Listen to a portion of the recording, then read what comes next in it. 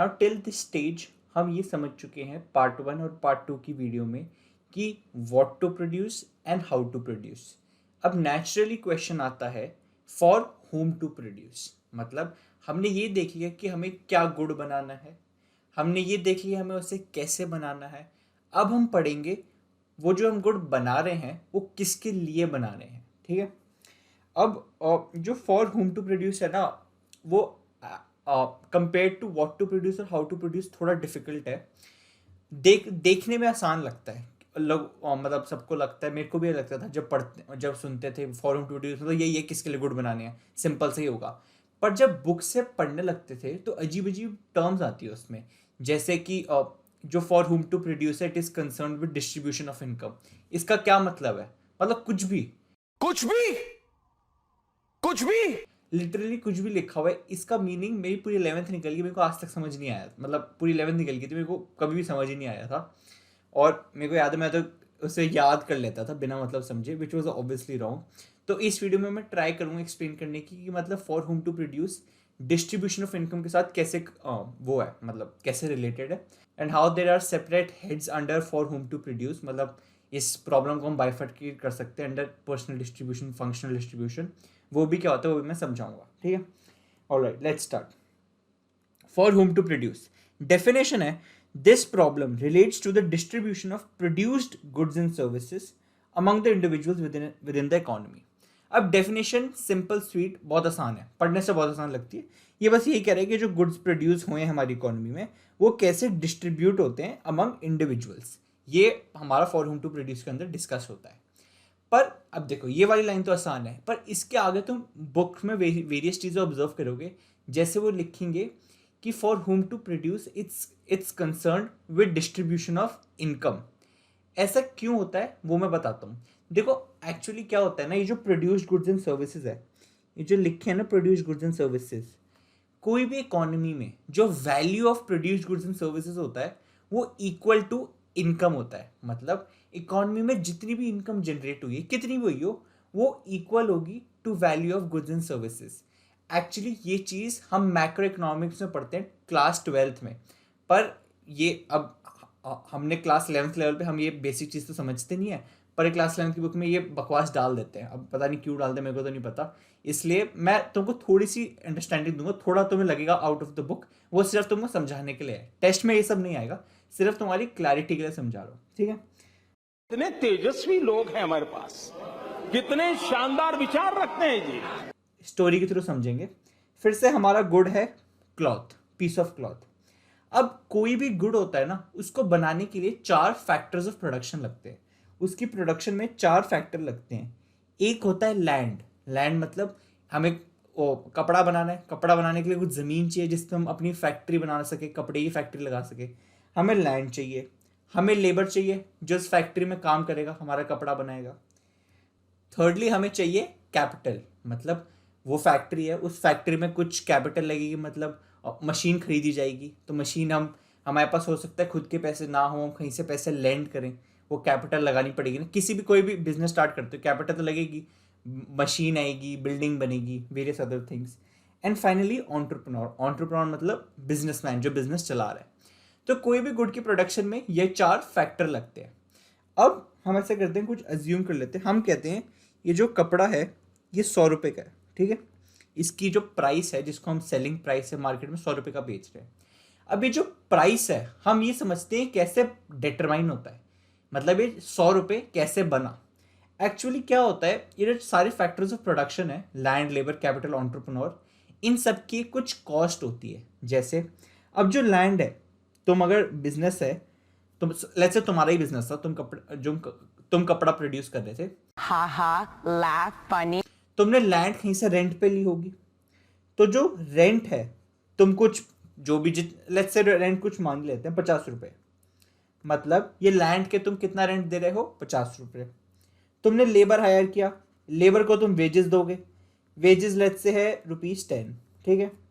तुमने कैपिटल मतलब तुमने मशीनरी वगैरह खरीदी होगी, उसके लिए लेट्स से तुमने जो पैसे कहीं से उधार लिए, मतलब तुमने कहीं से लोन लिया, लेट्स से तुमने किसी अपने फ्रेंड से लोन लिया, उसने तुम्हें लोन दिया पर एक इंटरेस्ट पे, मतलब वो जो कैपिटल तुमने बिजनेस में लगाई उसकी भी कुछ कॉस्ट थी, लेट्स से वो थी ₹20। और फाइनली एंटरप्रेन्योर मतलब कि बिजनेसमैन, मतलब तुम्हारा बिजनेस है लेट्स से, तो जो तुम बिजनेस रन कर रहे हो ऑब्वियसली बिजनेसमैन फ्री में तो काम करेगा नहीं, उसको जो प्रॉफिट आएगा बिजनेस में वो घर ले जाएगा, तो उसका प्रॉफिट हो गया। लेट्स से प्रॉफिट भी है ₹20। अब ये जो सारे अमाउंट थे bifurcation of rent, wages, interest, profit, इन सब का जब सम करते हैं तो हमारा प्राइस आता है। इफ यू ऑब्जर्व केयरफुली, 50 + 10 60 + 20 80 + 20 100, इन सब का सम मिला के ये बना है प्राइस ऑफ प्रोडक्ट। तो बेसिकली ये मैंने अभी बस तुम्हें बताया कैसे किसी भी प्रोडक्ट का प्राइस बनता है। अब ये जो चारों चीज़ें थी, रेंट, वेजेस, इंटरेस्ट, प्रॉफिट, ये जो चारों चीज़ें हैं, rent, wages, interest and profit, ये क्या हैं? These are basically income. ये फॉर्म्स ऑफ इनकम है। I could call them as income. क्यों इनकम है? तुम तो कहोगे तो बिजनेस का खर्चा है, बिजनेस को रेंट देना पड़ता है। बिजनेस के लिए खर्चा है पर किसी और के लिए इनकम है। जो रेंट है, रेंट जो लैंडलॉर्ड है उसके लिए इनकम है, जिसको तुम रेंट दे रहे हो उसके लिए तो इनकम है। वेजेस लेबर के लिए, उसके लिए वो उसकी कमाई है, इनकम है। इंटरेस्ट जिस बंदे ने हमें लोन दिया उसके लिए, जो लोन पे इंटरेस्ट है उसके लिए वो कमाई है। और प्रॉफिट भी सिमिलरली बिजनेसमैन के लिए उसकी कमाई है। तो ये सारे फॉर्म्स ऑफ इनकम है। अगर तुम केयरफुली ऑब्जर्व करोगे, सब लोग, जितने भी लोग हैं, सब किसी एक कैटेगरी में लाई करते हैं। तुम्हारे पेरेंट्स भी, हो सकता है तुम्हारे पेरेंट्स कहीं जॉब करते हैं तो वो इस लेबर वाली कैटेगरी में आएंगे। वो बेसिकली कहीं जॉब करे जिसके लिए उनको सैलरी मिल रही है, वेजेस मिल रही है। तुम्हारे पास लेट्स से तुम्हारी बहुत एंसेस्ट्रल लैंड है, उस पर तुम रेंट कमाते हो तो तुम्हारी वो इनकम है। तुम किसी को पैसे लेंड करते हो, तुम्हारे लिए इंटरेस्ट है। लेट्स से तुम्हारे पेरेंट्स का कोई बिजनेस है तो वो प्रॉफिट कमाते हो, वो उनकी इनकम है। तो सब लोग कोई इन फॉर्म में से ही इनकम कमाते हैं। तो बेसिकली जो हमारी कॉस्ट थी, कॉस्ट इन द सेंस जो हमारा कपड़ा की जो प्राइस था, ये ₹100, ये जो ₹100 है ये बेसिकली इनकम ही है। मैंने बताया ना कैसे, इस 100 को हमने 50 10 20 20 में डिवाइड करा है और ये 50 10 20 20 इनकम्स है। तो basically the value of produced goods and services is nothing else but the income. तो बेसिकली हमारी जो प्रॉब्लम है वो किसके साथ कंसर्न्ड है? The problem relates to distribution of income. दूसरे वर्ड्स में कह सकता हूं, among individuals within the economy. For whom to produce की जो प्रॉब्लम है वो ये कंसर्न है कि इनकम कैसे बढ़ती है। और उसके पीछे मैंने तुमको पूरा रैशनल बता दिया कि जो इन डेप्थ क्या होता है। ये बुक्स में नहीं मिलेगा, तुमको सिर्फ समझाने के लिए बताया था। अब टेस्ट में तुमको ये सब नहीं लिखना है, तुम्हें समझाने के लिए करा था बस। तुम्हें टेस्ट में करना क्या है? टेस्ट में तुमको सिर्फ बेसिकली ये समझाना है। देखो, टेस्ट में तुम्हें बताना है कि जो प्रॉब्लम है it relates to distribution of produced goods and services among individuals within the economy. ये डेफिनेशन होगी। अब आगे क्या है? जो गुड्स प्रोड्यूस होते हैं for people who have paying capacity.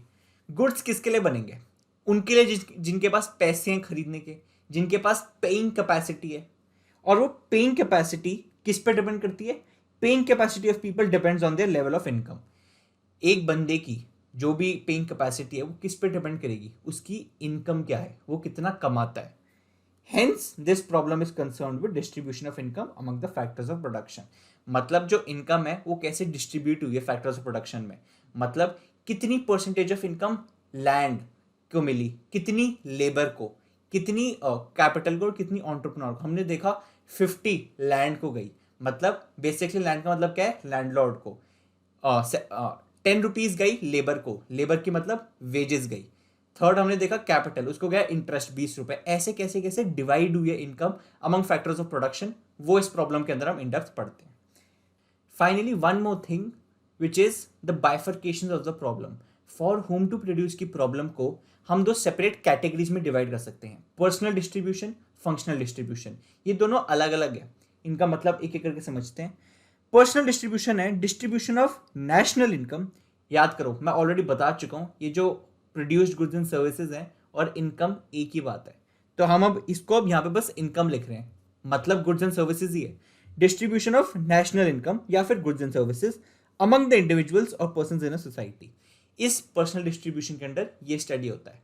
देखो होता क्या है, और हम कह सकते हैं दो टाइप्स ऑफ होती है। मतलब देखो, मैं दो टाइप्स में तो क्या कहना चाह रहा हूँ, थोड़ा कंफ्यूजिंग हो रहा होगा। एक चीज होती है साइज ऑफ इनकम, ठीक है।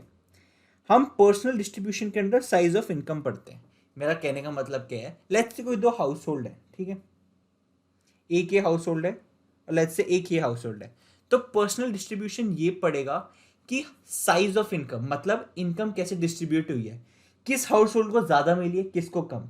लेट्स से वो ये पड़ेगा कि भाई इस हाउस होल्ड को परसेंटेज ऑफ इनकम ज्यादा मिली है as compare to the other house hold.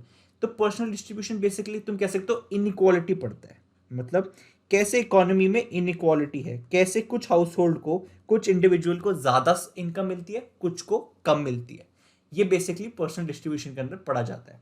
और फंक्शनल क्या पढ़ता है वो भी देखते हैं। Deciding the share of different factors of production in the total national product of the country, मतलब कि जैसे हमने पर्सनल डिस्ट्रीब्यूशन के अंदर साइज ऑफ इनकम पढ़ा, फंक्शनल डिस्ट्रीब्यूशन पढ़ता है सोर्स ऑफ इनकम, कि इनकम का सोर्स क्या है। पर्सनल के केस में सोर्स मैटर नहीं करती, पर्सनल के केस में सोर्स मैटर नहीं करती यहां पे, बट फंक्शनल के केस में सोर्स मैटर करती है, मतलब इनकम कहां से आई। अगर मैं कहता हूं, जैसे पिछले हमने क्लॉथ के एग्जांपल में लिया कि अगर इकोनॉमी में इनकम है 100 रुपए, एक चीज फिर से बात बता रहा हूं, टोटल नेशनल प्रोडक्ट इनकम एक चीज है, पहले एक्सप्लेन कर चुका हूं। तो अगर मैं यहाँ पे इनकम भी कहूं तो सेम बात है, deciding the share of different factors of production in the national income of the country, मैं इसकी जगह ये भी लिख सकता था। तो लेट्स से नेशनल इनकम 100 है, तो फंक्शनल डिस्ट्रीब्यूशन पड़ेगा कि जो 100 की इनकम है, हमारी नेशनल इनकम है कंट्री की, वो कैसे डिवाइड हुई है among factors of production. Land को कितना हिस्सा मिला है, लेबर को कितना मिला है, कैपिटल को कितना मिला है, एंटरप्रेन्योर को कितना मिला है, लेट्स से 50 10 20 20, मतलब सबको कितनी कितनी परसेंटेज, सबका शेयर क्या है, इनकम का सोर्स क्या है, लैंड सोर्स है, लेबर सोर्स है, कैपिटल सोर्स है, एंटरप्रेन्योर सोर्स है। ये हम पढ़ते हैं फंक्शनल डिस्ट्रीब्यूशन के अंदर। अब जल्दी से 2 मिनट में तुम्हें बस एक गाइडिंग प्रिंसिपल और बता देता हूँ फॉर होम टू प्रोड्यूस की। गाइडिंग प्रिंसिपल मतलब कि जब भी इकोनॉमिस्ट डिसीजन ले कि गुड्स किसके लिए बनाए, तो उनके दिमाग में क्या गाइड होनी चाहिए, उनको क्या मतलब प्रिंसिपल्स फॉलो करनी चाहिए। बेसिक बहुत आसान है, कुछ ज़्यादा डिफिकल्ट नहीं है। यही है कि ensure that the urgent wants of each productive factor are fulfilled to the maximum possible extent. Productive factor क्या है, वही factors of production, land, labour, capital, entrepreneur. तो बेसिकली वो ये कह रहा है कि जो वांट्स हैं ऑफ एवरी प्रोडक्टिव फैक्टर, कोशिश करो वो सबकी पूरी हो। बेसिकली अगर मैं इसे एक दूसरे टर्म्स में इंटरप्रेट करना चाहूँ, वो ये कह रहे हैं कि जो इनकम की डिस्ट्रीब्यूशन है उसको कोशिश करो कि वो इक्वल हो। मतलब ऐसा ना हो कि भाई अमीर अमीर बने जा रहा है और गरीब गरीब बने जा रहा है। मतलब एक प्रोडक्टिव फैक्टर है, लेट्स से जो लैंड ओनर्स हैं उनको सारा पैसा जाया जा रहा है, और जो लेबर हैं, कैपिटल है, एंटरप्रेन्योर है, उनको बहुत कम कम पोर्शन ऑफ इनकम मिल रहा है। ऐसा मत करो, कोशिश करनी चाहिए कि सबकी वांट्स पूरी हो, सब खुश रहें भाई। ऐसा ना हो कि तुम एक कोई पैसे देते रहो। तो मतलब मोटा मोटा मतलब यही है कि इक्वल डिस्ट्रीब्यूशन ऑफ इनकम हो। That was it for this video. I hope it's clear.